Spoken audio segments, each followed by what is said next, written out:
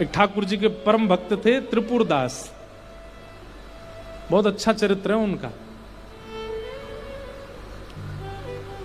तो त्रिपुरदास जी जो थे, श्रीनाथ जी की गगदल बना के भेजते थे।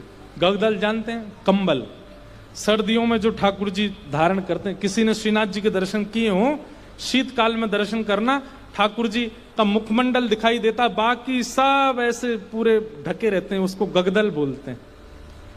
तो त्रिपुरदास जी जो थे ये बहुत बड़े मंत्री थे, इनके पास मंत्री पद पर थे तो खूब धन आता था।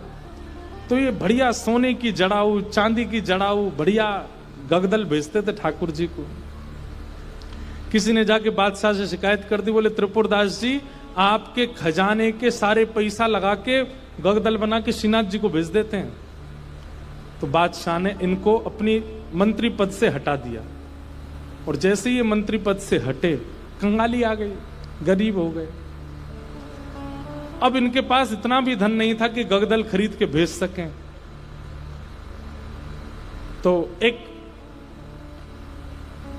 लिखने वाली कलम थी इनके पास, वो कलम बेच दी जाकर के, तो उससे 1 रुपया मिला। 1 रुपया से इन्होंने जो वस्त्र खरीदा, बिल्कुल 3rd क्लास वस्त्र खरीदा, 1 रुपए का आया। मन में बड़े दुखी थे, बोले ठाकुर जी मैंने कभी ऐसा वस्त्र आपको भेजा नहीं, लेकिन क्या बताऊं, और कोई मेरे पास चारा नहीं। वो वस्त्र खरीद करके और उस पर प्रेम से हृदय से लगा के उस पर बढ़िया सुंदर कुछ रंग रोगन किया, जो जो उन पर उपस्थित था।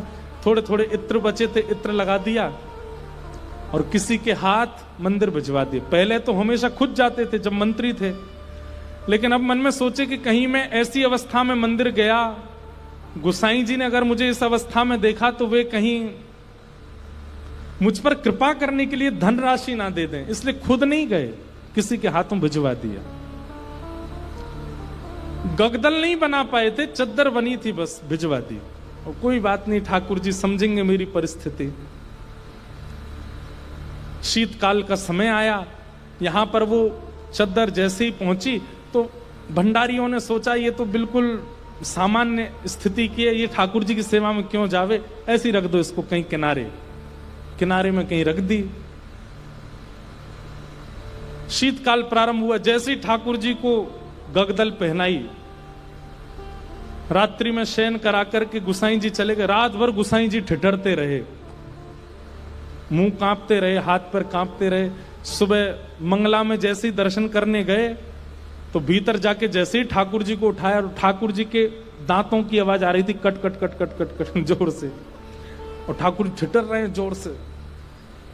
गुसाई जी बोले 5-5 गगदल पहना रखी हैं, फिर भी ठिठर रहे हैं, अंगीठी जला के लाओ।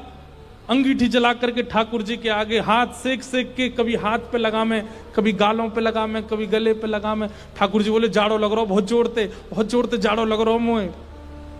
गुसाई जी बोले जय जय। अंगीठी जला दी, 5-5 गगदल उड़ा दी, और गगदल लेके आओ। महाराज 10-10 गगदल, ठाकुर जी ढक गए पूरे रजाइयों में। 5-5 अंगीठी जला दी और ठाकुर जी हिल रहे हैं जोर से।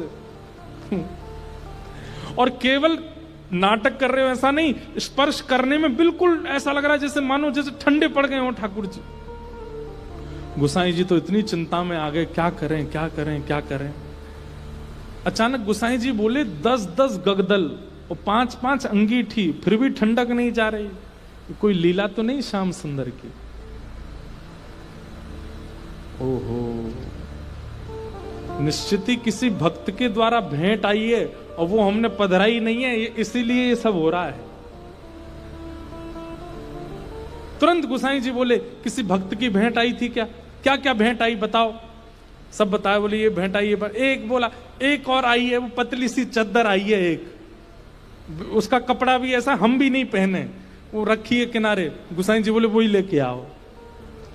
लेकर के आए, सारे 10 के 10 गगदल हटाई, पतली सी बेकार से कपड़ा की वो चद्दर जैसे ही ठाकुर जी को उठाई, ठाकुर जी बोले पसीना आ गए मुंह, तो भैया मेरी सबरे जाड़ो चलो गो।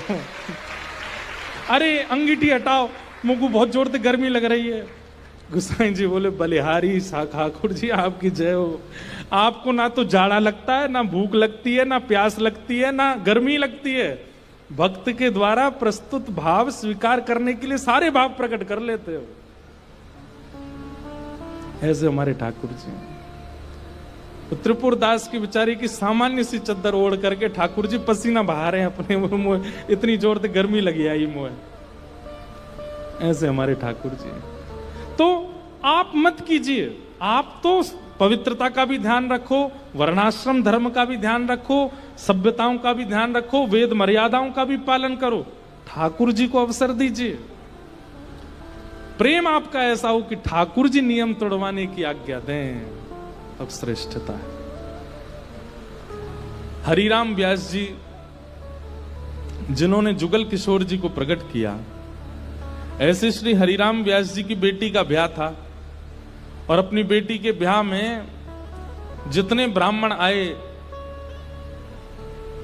हरिराम व्यास जी अपनी बेटी के ब्याह से प्रसन्न नहीं थे। क्यों नहीं थे? कोई पिता अपने पुत्री के ब्याह से अप्रसन्न कैसे हो सकता है? लेकिन उनके मन में भाव था कि भाई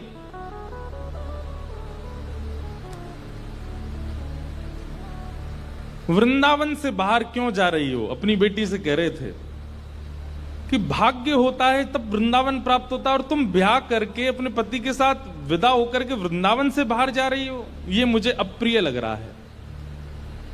बेटी ने कहा, पिताजी ये तो स्वभाव है कि बेटी को बाहर जाना ही पड़ता है, और बाहर कहां, जहां पति का घर है वहां जाना पड़ेगा। तो हरिराम व्यास जी बोले, तुम्हारे पास दो उपाय हैं। बोले क्या? या तो पति से कहो कि वृंदावन में घर बना ले, या फिर उसी से ब्याह करो जो वृंदावन में रहता हो। पुत्री बोली, पिताजी अब सब बातें हो चुकी हैं और हमें भी जिससे ब्याह हो रहा है वो हमको बड़ा प्रिय है, अब हो जाने दो ब्याह, ठीक है आते रहेंगे वृंदावन। तो इस बात से इतने नाराज हो गए हरिराम व्यास जी कि तुमको व्यक्ति विशेष प्रिय है। अरे हरिराम व्यास जी तो ये तक बोल गए थे कि भाई लंगड़ा हो, वृंदावन का हो तो उससे ब्याह कर लो, कोई गुण ना हो लेकिन वृंदावन का है तो ब्याह करो, क्योंकि वृंदावन रहने को मिलेगा। लेकिन तुम और गुणों को देख करके वृंदावन छोड़ करके जा रही हो, ये तुम्हारा सबसे बड़ा दुर्भाग्य है। तो अपनी बेटी के ब्याह से प्रसन्न नहीं थे, तो हरिराम व्यास जी की पत्नी और बाकी बच्चे बोले, पिताजी को रहने दो नाराज, हम तो ब्याह करेंगे आनंद से। और हरिराम व्यास जी के शिष्य थे ओरछा के राजा मधुकर शाह, उन्होंने पूरी शादी की व्यवस्था की, लेकिन हरिराम व्यास जी की भौएं चढ़ी नहीं। और ज्यादा दुखी तो वे तब हो गए कि उन्होंने एक शर्त रखी, चलो ठीक है ब्याह कर रहे हो तुम, अपनी मर्जी से कर रहे हो, सब ठीक है, लेकिन पहली पंगत वैष्णव जनों को, संत जनों को, रसिक जनों को करानी पड़ेगी। लेकिन जब ब्याह का प्रसंग आता है ना, तो घर के लोग इन सब चीजों पर विश्वास करते नहीं है। घर के सब सदस्य बोले, पहली पंगत तो बारात की होगी। बोले पिताजी ने कहा संतों को कराओ। बोले बोलने दो उनको, तुम तो उन्हीं को करा दो। और रही बात संतों की, तो एक काम करते हैं, पहले ही पूड़ी कचौड़ी जो भी बना है दावत में, पहले ही निकाल करके अलग धर देते हैं, जब संत आएंगे उनको पवा देंगे। हरिराम व्यास जी को ये बात पता चल गई तो इतने नाराज हो गए। उनका एक पद भी है,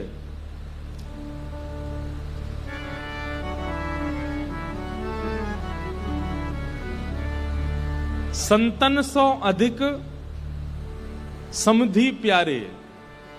बोले संत इतने प्रिय नहीं है, वो समधि बहुत ज्यादा अच्छा लगता है, उसको तो गरम गरम खवा रहे हैं और संतों के लिए अलग निकाल दिया है।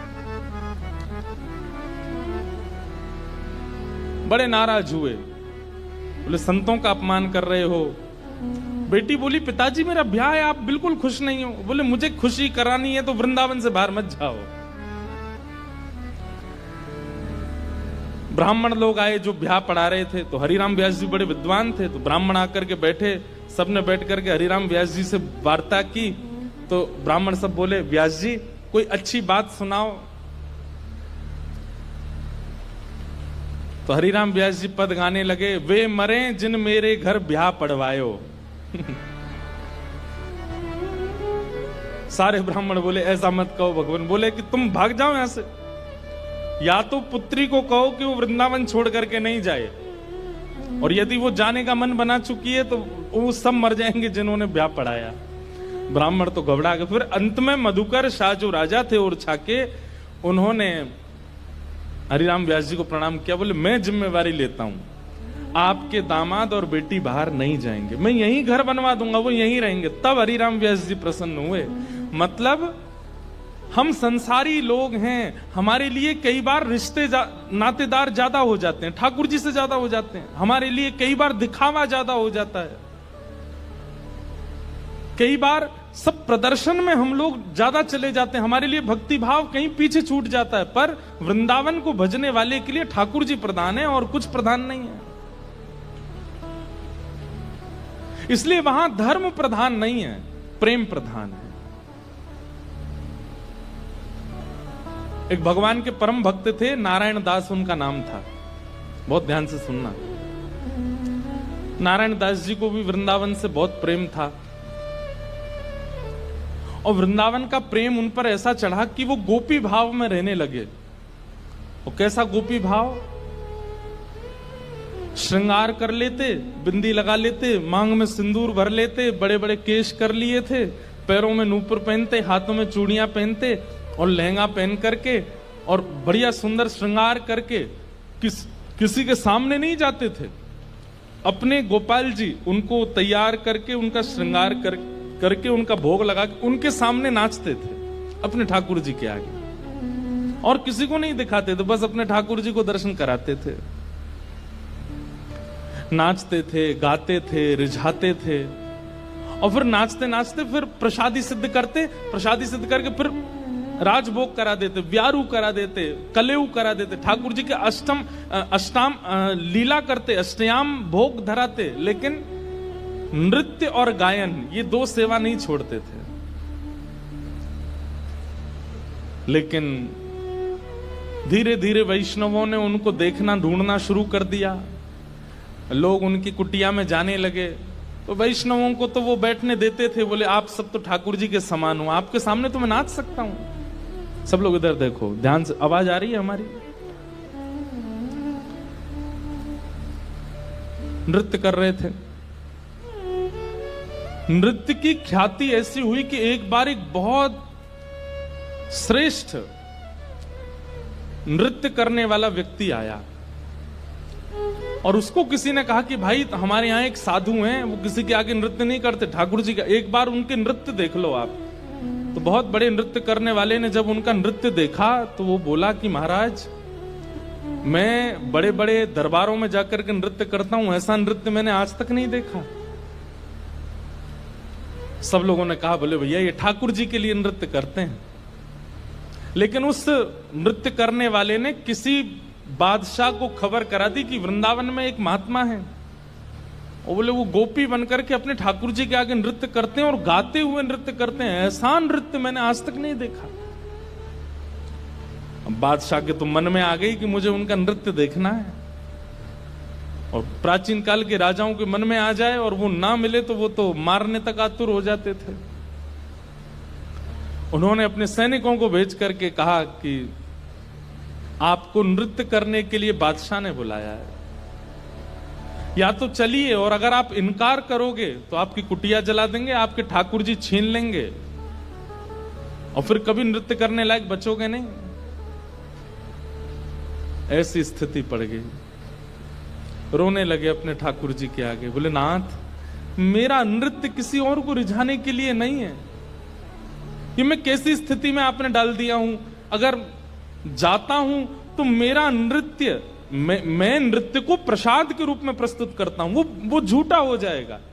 कोई और अगर उसका आस्वादन करेगा तो वो फिर उच्छिष्ट हो जाएगा, और उच्छिष्ट वस्तु आपको कैसे पधराऊंगा दोबारा। और यदि नहीं जाता हूं तो कुटिया जला देंगे, आपको छीन लेंगे, राजा है, ताकतवर है, उसके आगे मेरी चलेगी नहीं। रात भर रोते रहे अपने ठाकुर जी के आगे। इतने में ठाकुर जी स्वप्न में प्रकट हो गए। और स्वप्न में प्रकट होकर के ठाकुर जी बोले, तुमको वहां नृत्य करने में दिक्कत क्या है? बोले, मैं आपके सामने नृत्य करता हूं बस। तो बोले, हमको ले चलो, हमें वहां बैठा देना, हमें देखते देखते नाच लेना, राजा को भूल जाना। तब वो कहते हैं, बोले कि महाराज वो स्थान आपके लायक नहीं है, वो राजा है, वो मांस भी खाता है, मदिरा भी पीता है, ना जाने कैसे कैसे उसके आचरण हैं, उसका स्थान कैसा है, वहां पर नृत्यांगनाएं आती हैं, ना जाने कैसे कैसे वहां पर व्यवहार होते हैं, वहां मैं अपने ठाकुर जी को लेके नहीं जाऊंगा। ये वैष्णव का स्वरूप होता है, वो अपने ठाकुर जी के आगे प्रदर्शन को आगे नहीं करता, वो अपने ठाकुर जी की सेवा के आगे एक बार को बड़े से बड़े उत्सवों का त्याग कर देगा, बड़े से बड़े उपाधियों का त्याग कर देगा, लेकिन अपने ठाकुर जी को ऐसे ही कहीं बेक नहीं देता है। बोले, ये तो नहीं चलेगा, आपको लेके तो नहीं जाऊंगा मैं। तब भगवान बोले, तो फिर नहीं जाओगे तो ये लोग तुम्हारे कुटिया उजाड़ देंगे। तो फिर वो बोला, आप इतना भी नहीं कर सकते, तो फिर काय बात के भगवान, आज तक मैंने आपसे कुछ नहीं मांगा, लेकिन इसका समाधान बताओ मैं कैसे करूं। तब भगवान बोले, देखो तुमने अपनी गली में तुलसी की माला पहनी है और ये तुलसी मेरा ही स्वरूप है, तो तुम मुझे तो नहीं ले जाओगे, लेकिन ये तुलसी माला तो पहन के जाओगे। इनको तुम एक सिंहासन पर पधरा देना और इनको मेरा ही रूप मान करके, मुझे अनुभव करके, मेरा आभास करके तुम वहां नृत्य कर देना। नृत्य भी हो जाएगा, मेरे सन्मुख भी हो जाएगा और तुम्हारा बात भी बनी रहेगी। नारायण दास जी बोले, भगवान पक्का ना ये तुलसी आपका ही? बोले, पक्का 110% मेरा ही स्वरूप है, जाओ। नारायण दास जी गए और राजा के यहां जाकर के बोले, महाराज मैंने गले में जो ये माला पहनी है बड़ी तुलसी की, इसके लिए मुझे एक आसन दे दो, मैं इनको पधरा करके फिर नाचूंगा, नहीं तो ये तो विक्षेप डालेंगे। पधरा करके आसन पर, और जैसे नृत्य करने लगे, उनके मन में कदापि ये भाव नहीं आया कि ये तुलसी हैं, ये केवल माला है। यही सोचने लगे श्याम सुंदर हैं। श्याम सुंदर विचार करके जब घूमने लगे नृत्य करते करते, तो हर घूमने के बाद एक बार देखते, और जब द्रुत गति से घूमने लगे, चक्र लेने लगे, लेते लेते लेते उनको वहां तुलसी नहीं, साक्षात सचल त्रिभंग लली श्याम सुंदर दिखने लगे। आज तक अपनी कुटिया में नृत्य किया था तो कभी ठाकुर जी ऐसे प्रत्यक्ष प्रकट नहीं हुए, लेकिन आज उस दरबार में ठाकुर जी प्रत्यक्ष प्रकट हो गए। क्यों? उनकी भावना से रीझ करके ठाकुर जी प्रकट हो गए, और जैसे ही ठाकुर जी प्रकट हुए, वो चक्र लेते लेते लेते लेते लेते वहीं उन्होंने प्राण त्याग दिए और ठाकुर जी में विलीन हो गए। नारायण दास कहने का अभिप्राय क्या? वृंदावनियों को और वृंदावन भजने वालों को कई बार व्यवहार प्रधान नहीं होता, उनके लिए धर्म प्रधान नहीं है, उनके लिए अर्थ प्रधान नहीं है, उनके लिए काम प्रधान नहीं है, उनके लिए मोक्ष भी प्रधान नहीं है, उनके लिए केवल प्रेम प्रधान है। हमारे आप लोग जाएंगे तो आप क्या कहेंगे, कहां जा रहे हो? बोले, बरसाने जा रहे हैं, राधा रानी का दर्शन करने। लेकिन अगर कोर ब्रजवासी से पूछोगे कहां जा रहे हो, बोले बरसानो जा रहे हैं लाडली जी को दर्शन करवे।